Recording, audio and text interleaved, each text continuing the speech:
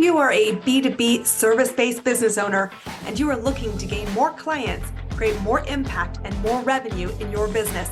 Tune in to Amplify Your Marketing Message with Christine Campbell-Rappin. Every week, we're going to take you through how to build an audience of buyers, mastering your marketing message, and making offers that convert consistently. We'll see you all on the inside.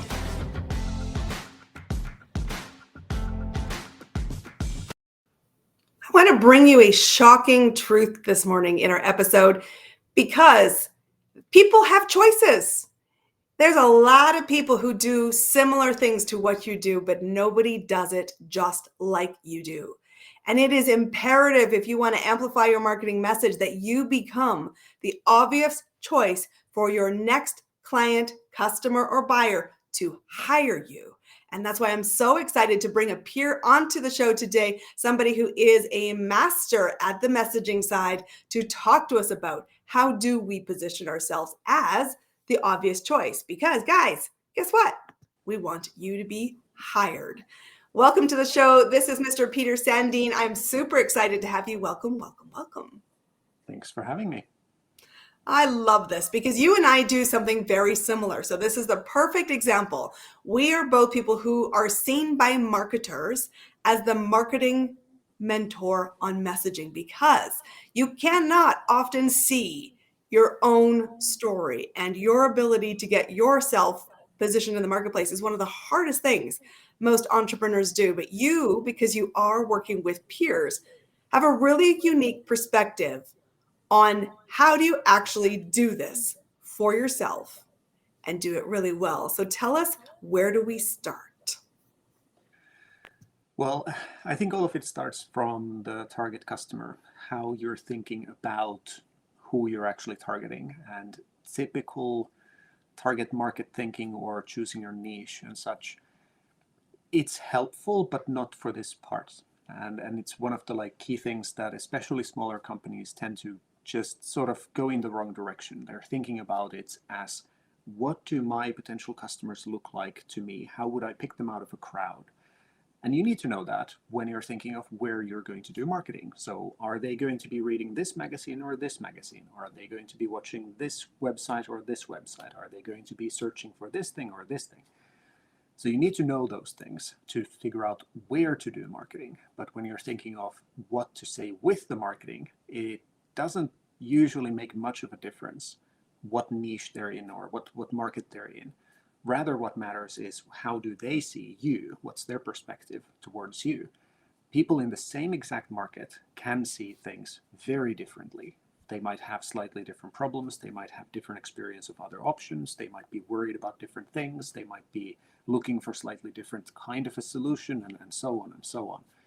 And those things are the parts that actually matter when you're thinking of what to say with marketing for them to want to buy from you and to choose you. What makes you the obvious choice is that what you're saying, everything you do, just aligns perfectly with what they are hoping that you would do and say, and how you do things. I so love this because, boy, you're right. Do we get it wrong? And I don't think this is just small business that gets this wrong. And I say the same thing. I say to people all the time, it is important to know what a client avatar is. It is important to be able to describe them. However, helping you find them is something entirely different. And what you're suggesting, and I highly encourage everyone to pause, reflect about where you stand with your messaging, is, are you looking through the lens of what they see? Because if you cannot put yourself on the other side of the coin, you will always struggle and sound and look like everybody else. And following somebody else off a cliff is not the highly recommended business strategy. We are going to recommend to you here, we want you to be thinking about, you need to see the other side of the coin and really think about what moves them and how do they see you. I so love that. And truthfully, you also said a really interesting point, because how do you know? How do you know what people are wanting? How do you know what they're looking for? Because it's so much easier just to decide, should I be in Facebook or TikTok? It's a good question, and I don't think there is a very clear logical answer to it. In my experience, it's as much an exercise of art as it is science. Yes, you can find a lot of answers, even helpful answers, from looking at what people are, for example, complaining about in reviews of similar services that you offer. You can see a lot from that. If they are consistently saying things like, well, I couldn't trust what they're doing, well, really make sure that what you do, everything is very trustworthy. If you're complaining about how slow it is or how much time it takes from them, then you can see that, okay, your target audience is probably concerned about time. But that can be still very misleading. So how I do it with clients usually doesn't look too much. It does a little, but doesn't look too much into what people are outwardly saying, but rather looking at the much bigger puzzle of what they have tried, what they're looking for, what their business is like, what they're trying to achieve, and so on, and make sure that everything that we then determine is a part of this avatar or this perspective they share actually fits together. So, for example, if one of the things that we claim about them is that, well, they've been struggling with this crippling problem for years, but we're also claiming that they don't have experience of anything similar to what we offer, one or the other is probably wrong. Or at least if we claim that, oh, they haven't tried anything that would help with this. Like, no, no, no, no. They've done something, probably multiple somethings. So one or the other of these assumptions must be wrong. And my role very often is basically just looking at 400 claims like this that you make, that you have assumptions, and combine that with everything else I know about the market and the people and so on, and then see, well, which ones of these actually make sense. And ultimately, what I'm trying to look at is, well, what do you offer? How would they have to see you for that offer to be exactly what they're looking for? What would have to be true of them so that when they see your offer, they're like, oh, finally, that's what I've been looking for. Yeah, you don't have to do it that way, but it's much easier than to convince someone who doesn't really want to buy what you're offering to buy what you're offering. So if possible, and it isn't always, especially very small businesses, one of the issues may be that your offer doesn't really cater to any realistic audience, that there's something about it that is a little contradictory. For example, if the idea is that it doesn't take a lot of time, but it's a 12-month program, that those two don't usually mix very well. Even if it is only 1 hour a week, like that's still 12 months. It sounds like a lot. So like those sorts of fairly basic errors come up a fair bit, especially in smaller companies. And the reason is that it's hard to grow if you have those basic errors. It's very hard to grow. So if you're below 6 figures, below multiple 6 figures, there's a good chance that something you're doing is sort of fighting itself, or there's a mismatch between what you're offering and who you're trying to offer it to. But yeah, those are just a very basic layer. Like that, we're not yet even scratching the surface of what you actually say with marketing. This is just like, well, is there even this base level match between what you offer and who you're trying to offer it to? Because if there isn't a good match, things get very difficult. And I love that. It's so simple because truthfully, that's often the conversation. People come and say, the issue is marketing. I said, the issue, first off, is a sales problem, not a marketing problem. We cannot sell something that is so contradictory. And this nugget that you shared right at the start of that, which is you were researching often a red herring because you're going to a market who's going to tell you exactly what you want to hear. And truthfully, the first answer is never the right answer. And when you are in the world of marketing, you said there's a million, maybe 400 different things we're looking at. And they were peeling the onion because what you think the problem, what really the problem are often not the same thing. Because if they were that obvious, this wouldn't seem such a challenge. And it is a challenge because you are also needing to get much more specific in what is an obvious, I need that, than you are today. And the truth is, we can't see that. We often, it sounds good. And so we run with it. And one of the simplest things I'm sure you and I both do with all of our clients is this very simpler toddler logic that says, sounds good. Is it true? Tell me what that really means. Because we get caught in the spin of thinking, well, that should be true. But you're selling lollipops and unicorns and you're wondering why it's not working. This is an important element. You must research, but there's a lot of permutations. There's a lot of variables at play. And truthfully, the most obvious ones are often not enough to move your business forward. It's got to be much more targeted. And you find that target through experience, trial and error. And that does mean a second set of eyes are really valuable. And equally important is you have to be prepared to pivot, and not pivot for the sake of pivoting, but pivoting because you're starting to build momentum. Because a lot of people, I want to take you into this path because it's interesting. A lot of people think that the goal is constant creativity. Is it to be successful in business? Is it constantly reinventing the wheel? Is it constantly changing your message every season like you're a fashion label? Talk to us a little bit about this, because I honestly think half the reason why businesses stall is because you are so busy trying to create because you're bored that you're leading the market into a massive spin. Talk to us. What do you think? Am I Yes. crazy? Yeah. So generally speaking, I'd say that if you have good marketing messaging, it is very unlikely you would need to change it in the next 5 to 10 years. Basically, you don't need to change it until either you start targeting a different audience, or for some reason the existing audience starts to see things very differently, but that means they are a different audience, or you start selling something very different. So not just a new way to solve the same thing, but it's like fundamentally different kind of way to solve things. So companies that don't change those things can get great results a decade later using the exact same headlines, the exact same ads, the exact same everything, because yeah, you might want to have a slightly different updated image somewhere if it looks really old for some reason. Like if you happen to use cars in your advertising imagery, you might want to update that, because we tend to recognize old cars as somehow old. But like other than that, like that sort of trivial thing, it shouldn't need to change. Uh, and one thing I have to point out that I really like the saying of like, that's like, sounds good, but is it true? But one thing that I come across even more is, that's true, but is it meaningful? Because Love that. what we know to be true about what we sell is not obviously meaningful to the buyer. We might know that, or we might think that, and they might even agree that some outcome is really valuable. But if it's not really motivating for them, then why are we making a big deal out of it? It's not going to really move the needle in our marketing. So a very common thing, millions and millions of people promise that your business is going to grow. It's obviously valuable for the potential customer. No one's going to be like, well, I don't want my business to grow. I mean, some people, yes, but generally speaking, they agree it's Still valuable. desired. But it's so common, it's so obvious, it's not that motivating because it doesn't stand out at all. But it might not even be so obviously motivating.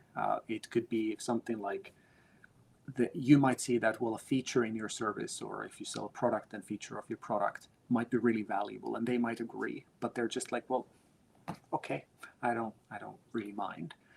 I come across this all the time. People offer me some sort of services, and I can see that, well, there would be this valuable thing and this valuable thing, but I'm like, I don't care enough to actually take action. But their marketing is only telling me things that, yes, I agree, it's truthful and factually valuable, but I'm just like, that's not going to make me even reply. Or if I reply, I just say thanks, but not interested. It certainly doesn't make me start like really looking into it, or make me feel like, oh, I'm great that this thing came up because I really want that. There's a huge difference, and I think people sort of understandably miss that, because it's so weird to think that I think it's valuable, my customers think it's valuable, they even write it down as a requirement. Shouldn't I say that in marketing? Maybe not. Maybe it And, should and be it a doesn't side create the note.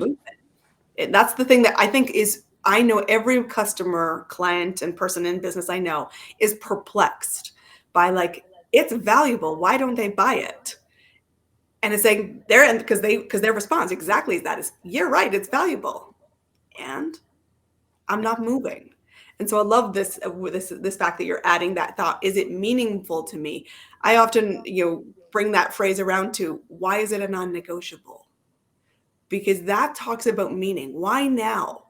We talked about this. I mean, Simon Sinek has been a very successful story, and I've actually met him. I had him as a keynote speaker many years ago in my career at an event I was hosting.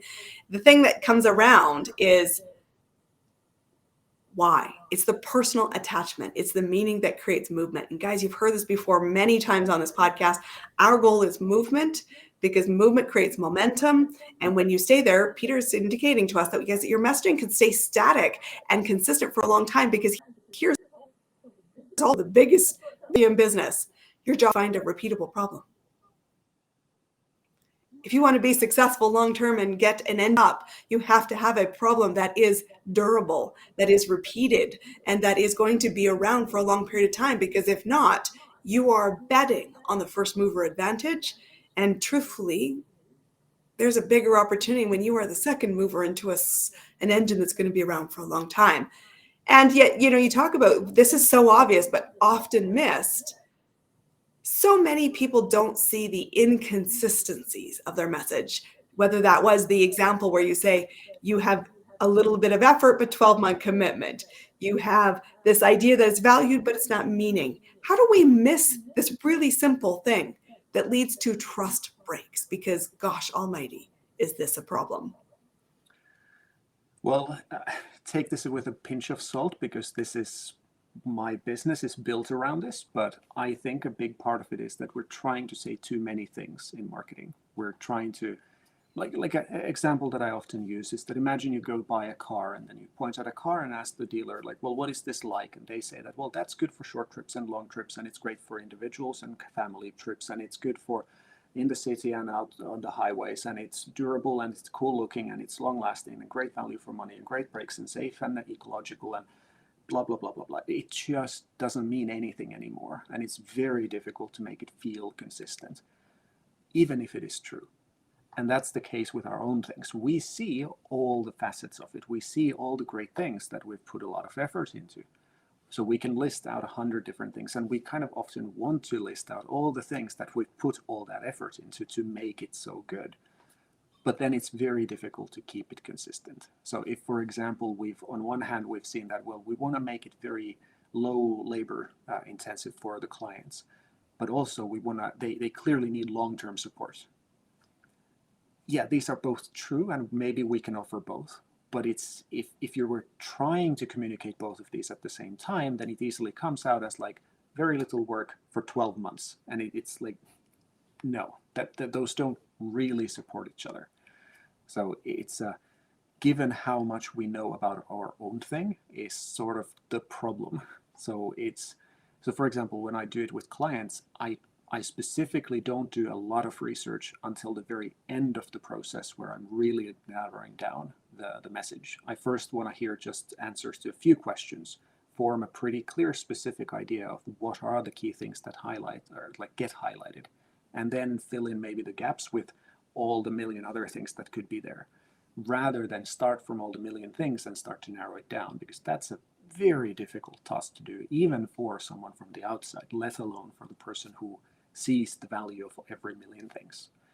I'm sure there's other reasons, but I think that's the main thing. We just have so many things we wish to be able to say that it just cannot really work. And it leads us to do the thing that makes it guaranteed not to work.